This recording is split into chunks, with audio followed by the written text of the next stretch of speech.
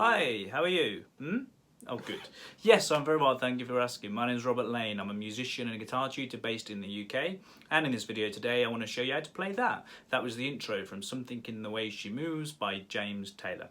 Now, before we get into it, could I ask you please to subscribe to my channel, like this video, leave me a comment, share it, because doing all of those things encourages the YouTube algorithm to send out the video to more people, which is something that I would appreciate it. Okay, so Something in the Way She Moves by James Taylor. Beautiful song. It's the song that got him signed to the Apple record label, the Beatles record label, and it was the song that inspired a certain George Harrison lyrically to come up with a similar starting song of his own a little while later. And we're just going to look at the intro today. Something like that. Now, it's one of those songs that's simple and not simple all at the same time. Two chords, that one, and that one, that's an A7, that's an E minor ninth. Let's start with that first chord.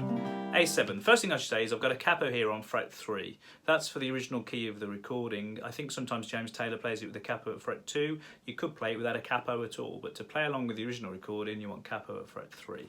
And this first chord is an A7. That's what I'm thinking of, as in the shape is an A7. So if you imagine you've got an A chord, which is just that, if you take your middle finger off from that position, give you the open G string, that's an A7 chord. I'm doing that, but I'm using these two middle fingers to do it. So my first finger's on fret 2 of the D string, my third finger's on fret 2 of the B string. And I do this little arpeggio idea. So my thumb plays the low A string, then my thumb plays the D string, then my second finger plays the B string, then back to the A string. So that arpeggio. Okay, so thumb, thumb, finger, thumb. Okay, that's the first thing to get. After that, we go back to the thumb on the D string, and we're going to slide this note, fret 2 on the D string, across to fret 4. Now I need to hear both those notes. Okay? And that gets me into position for the next chord. That finger stays where it is. My first finger is going to go onto the B string, fret 3. And then I catch that with my second finger of the right hand. So see if you can get that first of all. Okay, now we're on that E minor ninth chord, so the root note is now an E. So I'm going to use the low E string with my thumb. And then I have this rather nice, quite logical idea where I'm going to go down the strings. So I've already played the B string with my second finger. I'm now going to play the G string with my first finger. Then the root note again, E string, low string. Then the D string, my first finger as well. So, sorry. Then the bass note again, then the B string again.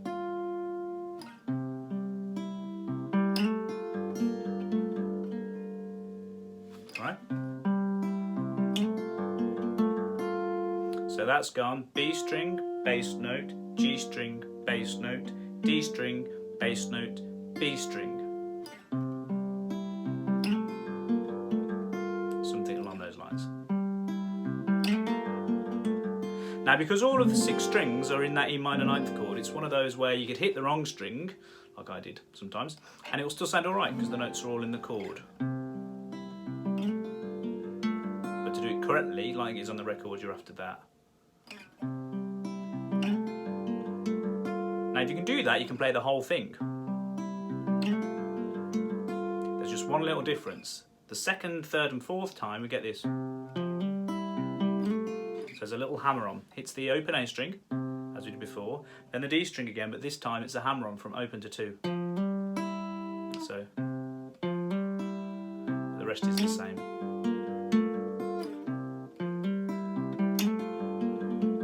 Okay, so first one, no hammer on. Next one, hammer on. Next two, hammer on. One more. Okay, and that's it. To get the timing, I think the best thing to do is to play along with the track if you can. But that's it, those two chords, A7, E minor ninth, and that picking pattern. play that again, give you hopefully a bit more of a view of the right hand.